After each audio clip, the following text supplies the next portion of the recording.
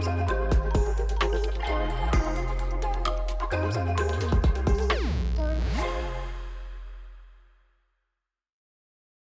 and welcome to The Professionals. The accountants, Blick Rothenberg, have launched a new podcast for entrepreneurs and entrepreneurial businesses. It's called Brave Business and is hosted by the former BBC broadcaster and journalist Declan Curry.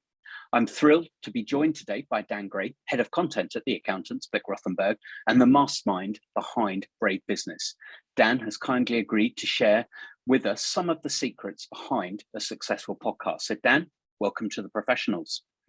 Thanks, Matt. It's great to be here. Dan, I thought maybe the first question we could put to you is why has Blick Rothenberg decided to add a podcast to its content program now? Well, there's a number of reasons for that, Matt. But by way of a quick introduction to Blick Rothenberg, to those that don't know, it's an accountancy practice that specialise in complex tax and audit, and are particularly well known for their work with high net worth individuals, entrepreneurs, and international businesses. So quite a diverse audience base there.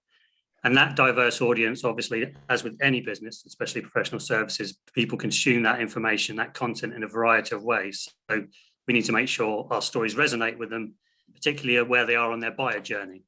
And we did quite a lot of mapping and the content strategy using like ADA, awareness, interest, desire, action, sort of funnel mapping on that buyer journey.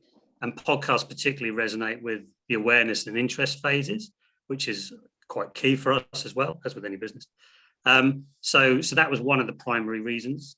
We've also got a lot of international clients, as I said before, including a lot of US individuals and businesses. And in the US, podcasts are perhaps 10 years more mature as a medium than they are in the UK or elsewhere. So that was another reason for us to want to adopt it, to be able to speak to those clients in a medium that they're already familiar with. And I guess the final reason would be that while we're known for our complex tax work, we also offer business advisory and have a very successful audit practice. And because of that, these podcasts really offer an opportunity that they're an authentic and intimate medium to promote our people, while allowing us to show our clients how we can approach kind of complex issues, but in a user-friendly and conversational way. So that really resonated for us in the content strategy. They are quite difficult things to get right, podcasts, for professional services firms. And I wonder how you structure the episodes of your podcast, and also why you chose an external sort of host, a broadcaster, to lead you through that. Yeah, well, so I should say as well that we got some advice from an agency through the Eye, who specialise in podcasts, and they helped us to develop our podcast strategy. But our approach has been, I think, simple but very effective. We did a pilot last year, and that allowed us to pick up a few things, including what an optimal length seemed to be for our listener base, and that seemed to be around the 15 to 20 minute mark. And that's particularly relevant given that we're trying to speak to time poor executives and entrepreneurs in our podcast. So that timing was of relevance, making it quite punchy. We knew we wanted to change the topic each episode, but always give it a consistent feel. And that topic need to shift based on an issue that impacts our entrepreneurial audience. We wanted to have two people from Blick Rothenberg there to show a diversity of voices and sort of depth and breadth of expertise. But we also wanted to have an external guest, whether that's a client or a fellow advisor or someone from an industry leading organization who can speak with credibility to that episode's particular topic. And then, as you said before, the other element of it that we wanted to build into it was that consistent host, because our Blick Rothenberg people and our guests are going to change every episode. We wanted the host to be consistent so people knew what to expect. And that's why we chose an external person, and we chose, as you said, professional broadcaster Declan Curry, who's a seasoned journalist. As to why did we pick a broadcaster?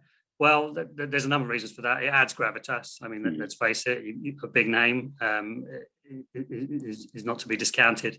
They've got their own networks and their own influence, so it allows us to reach a slightly broader audience through their network and their promotion. their presence improves the quality of the podcast, because while we have exceptional accountants, none of them would claim to be professional podcasters. So having someone like Declan on there to help make them feel comfortable and to get the best out of their performance is absolutely invaluable. And I guess the final thing I'd say is it's great to have that external voice on it as well, the consistent external voice, so that there's always someone challenging our thinking and allowing us to demonstrate that we do understand our clients' needs, because he can ask the kind of questions that a journalist would ask and press people on their answers and really draw out those insights for our audience. I think it's always quite interesting, isn't it? Bringing in some external voices, both having an external host, I think is enormously, it makes a podcast much more interesting, but also bringing in the client voices, I think is also a fantastic way of engaging. I mean, how, I appreciate that the podcast is still in its early days, but how do you find, how do you actually encourage clients to engage and want to participate? Are they reluctant to? Do they want to get involved and share their stories? Some do, some don't, is a simple answer to that. I mean, it's an opportunity for them to share their expertise to the market, to promote their businesses as well. So, there's a bit of a quid pro quo. And again, there's another draw of having someone like Declan Curry as your host. It's quite a buzz for them to be able to work with a professional like that on one of these kind of programs. So it's also about us picking the right clients who are going to be comfortable, who have the kind of story where they will want to go into either some detail or to share some insights. Obviously, we wouldn't put a client forward that it was a sensitive topic or something they were uncomfortable speaking about. So. And it comes down to the personalities as well. Do they have a particularly outspoken CEO or whoever it might be? So yes, it's all about that selection and planning, I'd say. Yeah. One of the biggest challenges, I think, with the podcast is actually building that audience. And you've sort of hinted to that a little bit earlier. I'm guessing it can also be an expensive undertaking as well. How are you beginning to build the audience for Brave Business? Well, again, we've had a lot of great advice from Through the Eye on this, but we're doing the usual kind of things you'd expect: social media promotion, emails to clients, website promotion, banner ads, banners in our email signatures, etc. Bread and butter stuff to promote any piece of hero content that you might have. We've also published it on a range of popular podcast channels, Apple Podcasts, Spotify, Google Podcasts, Amazon Music, so it's searchable, which, over time we'll build out that base. And we've also encouraging our people, our partners in our business, directors, etc., to talk about it to their clients, and trying to position them as ambassadors for that content. We try to do that across all of our content pieces, but the podcast especially. We tried the pilot last year. We're getting great results so far. It's a slower burn than something like a video where you get, it's a video is 90 seconds to 2 minutes long, really, ideally. Short, sharp, punchy, great for that awareness phase of the buyer journey, great to draw them in. But something like a podcast, it's a longer thing, it's a commitment. And it takes a while for the audience to build up an understanding of what to expect and therefore want to come back for more. So it's a slower journey, but we're off to a great start. Yeah. If I understand rightly, you 2-3 episodes into the podcast, so it might be a little bit early to judge its success yet, but how will you look to measure the impact it's having? Fundamentally, what's important to us is being in front of the right people and that their engagement levels are high. It's slightly different from some mediums where you focus largely on, hits and downloads and things like that. But we can also get into the metrics of, how long people stayed with a particular episode. What was the drop-off point? How many made it to the very end?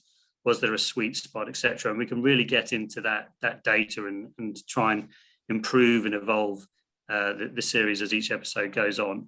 And it's also about anecdotal feedback as well, how our clients are responding to it. And this comes back again to what I said about using our partners and directors as ambassadors. If they have conversations, consultative selling conversations with their clients about it, what was their feedback? And we use that as well to sort of help form its evolution and its impact. There is a lot of data there. It's a bit early for us to judge, for me to give you a definitive answer, but what we are certainly seeing is there's a very real theme there of an initial pulse as we first put the content out, but then we consistently seed it into our comms and via social media, etc. And there is definitely a sort of a consistent consumption of that media. It's not like some things where you get a flash and then it just dies away. We're just seeing those numbers coming up and up and up and up. And as we get more episodes in, I think what we'll also see is people then going back to earlier episodes and trying to consume the whole series. So yeah, it's an investment, but it's one that's certainly paying off at the moment. Yeah, and how will the podcast evolve over 22? How frequently are you looking at putting episodes out, and how do you see it changing? Yeah, well, so the plan is to put out an episode every month because then our audience will know what to expect and when to expect it.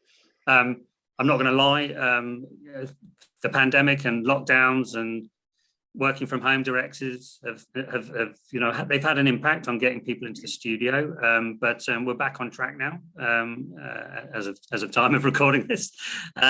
So what we also try and do is we try and record 2 or 3 episodes in a go so that we've got some in the bank in case of things like this happening again. We'll be tweaking that format over the year to reflect that feedback that I mentioned before. But I guess ultimately what our ambition is for, let's say, end of 22 is for the series to have become a staple for entrepreneurs to consume business insights and for them to keep coming back to us and hopefully engaging with us and maybe even suggesting topics or asking to be involved themselves. That's where I'm aiming for by the end of the year. Fantastic. And one final question, Dan, for you. What piece of advice could you offer other professional services firms that might be looking to add a podcast to their content programs?